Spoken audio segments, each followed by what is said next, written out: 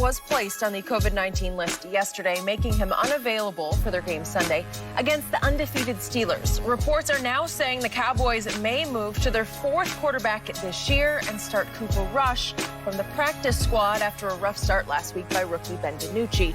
And to top it off, they're now double-digit home underdogs on Sunday for just the second time in the Super Bowl era. Skip, I don't even have anything to say. The floor is yours. Bang the table. How about them Cowboys? Bang the table right now.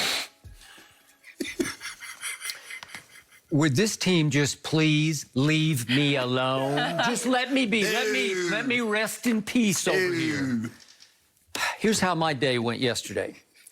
I told you Monday I woke up dangerously delusional because I saw signs of life on my defense. So you know what I did after our show yesterday? What you do?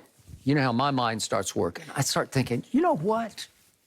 This just could be the Sunday. This could be the ultimate trap game, the ultimate trap game for the Pittsburgh Steelers, because they're coming off a huge rivalry win at Baltimore. They pulled it off. They are in the catbird seat. This is the first time in forever that they've been, what are they, 7-0 or 8-0? 7-0. And I look at their schedule. They got the woeful Cowboys, then they got the Bengals at home, then they go to Jacksonville, and they're probably thinking, exhale. Let's just take a little breather here as we get ready for a Thanksgiving night rematch with the Baltimore Ravens in Pittsburgh, right? And I'm thinking, you know what? Pittsburgh might be a little overrated because they are really good on defense. Pro Football Focus says they have the best defense. They lead the league in sacks. They get at the quarterback. They ever. But Pro Football Focus ranks the Steelers' offense 24th. And I'm thinking, you know what? Pro Football Focus also on its weekly All-Pro team put two of my Cowboys on defense on the All-Pro team, DeMarcus Lawrence and Trevon Diggs. After he got smoked a couple times in Philly, he got Carson Wentz back twice. And nearly put us back in position to steal the football game, except for Benjamin Anthony DiNucci. Bad. No, he just wasn't up to that task. But Andy Dalton's a whole nother story. Best backup quarterback in pro football. And I'm thinking, wait a minute. Andy's played the Steelers a bunch in his career, so I looked it up yesterday. 16 times he has played Mike Tomlin's Pittsburgh Steelers. His record isn't very good. It's 3-13, but he was playing for the Bungles. But you look at his stats, 19 touchdowns to 14 interceptions. Not terrible against Mike Tomlin's defense over 16 games, right? So will Andy Dalton be scared on Sunday? No, he won't be scared. Like, I got a shot. If Andy's back from his concussion protocol and my defense could somehow stymie the Steelers' offense, because we actually had 4 takeaways. We had 3 the whole year. We had 4 on Sunday night at Philadelphia. Which was the fewest at that point in NFL history. That is correct. So I'm thinking, even though we're still dead last in points allowed and we're still dead last in turnover differential at -11, I saw rays of hope.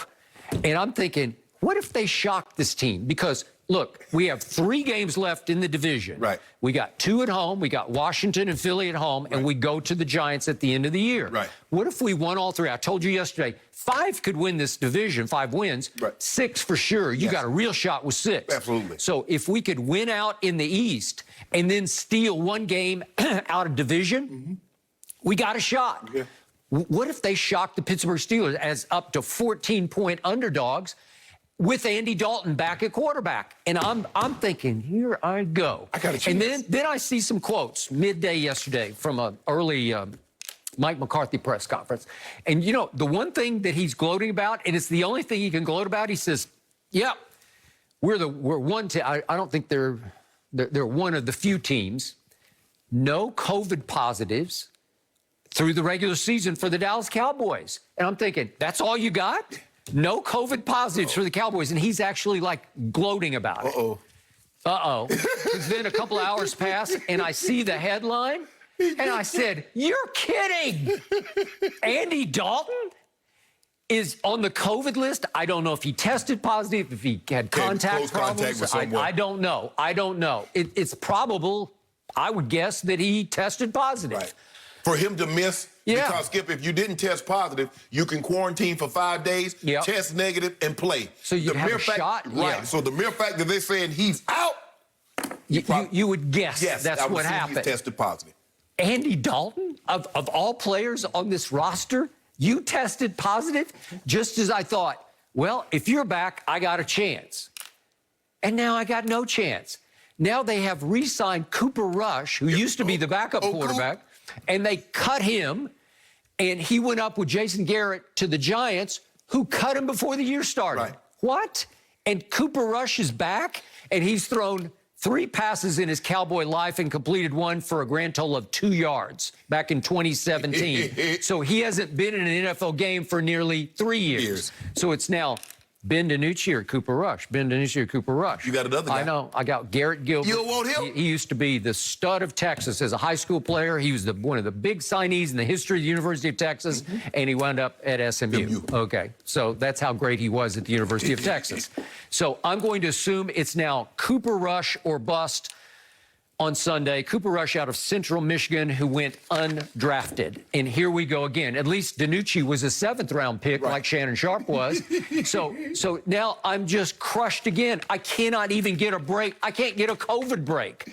I just lost the best backup in pro football. Andy Dalton is on the COVID list, and I'm on the I'm out of here list, right? Yeah, you on life support list with your Cowboy. Skip, all of your quarterback options are bad.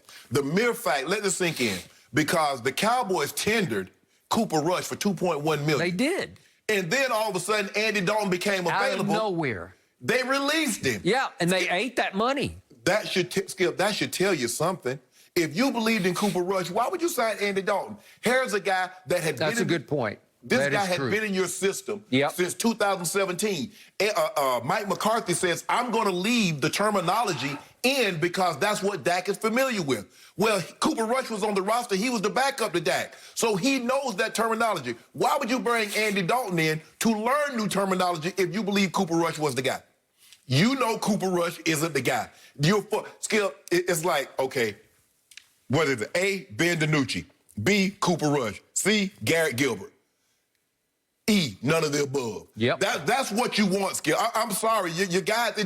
If you take all the best qualities of each of those 3 individuals, Skip, I still don't believe you get a quarterback that can beat the Pittsburgh Steelers. Now, it might be a situation like, as you mentioned, they're looking past a big division win. The Baltimore Ravens on the road, tough. Last play of the game comes down to the last play, and they're looking past the Cowboys. But knowing Mike Tomlin the little bit that I do, I don't think that. He's like, and as he said, he said, look, we're happy with the win, but we got to be honest with ourselves now. We got to be honest. We didn't play particularly well in certain areas, and that's why we're going to have to evaluate this tape. Skip, look, I just don't know what y'all going to do. Now, the Steelers take the ball away. They lead the league in sack, 5th in takeaways, and now they get that offensive line, Bud Dupree, Cam Hayward, and T.J. Watt. That's what y'all gonna go up against. T.J. Watt, 6.5 sacks. Bud Dupree, 6 sacks. Well, they're gonna leave with more than 6 and 6.5 when they leave this ball game. You got your work cut out for you. And now, the thing is about Ben and those receivers, he has all his starting receivers. Now, if Ben does not, obviously, it's a level playing field, you turn the ball over because now you give Dallas short fields, kind of like what Wentz did, even though a lot of times you guys weren't able to take advantage of it. Now, you turn the ball over, all bets are off, Skip. But I don't believe the Steelers will look past you because of what transpired last week. I believe they will take you guys serious. I believe they will look to step on you early and end this thing.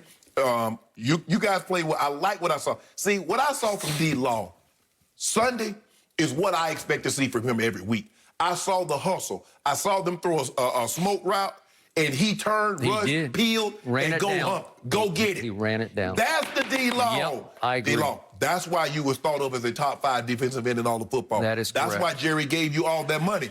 This is what I expect to see from you every week. To be the best player. You are undeniable. The best player on that defense, you need to show that on a weekly basis. But you got your work cut out for you. And it doesn't matter if you had Andy Dalton, but now that you got Bended, and let that say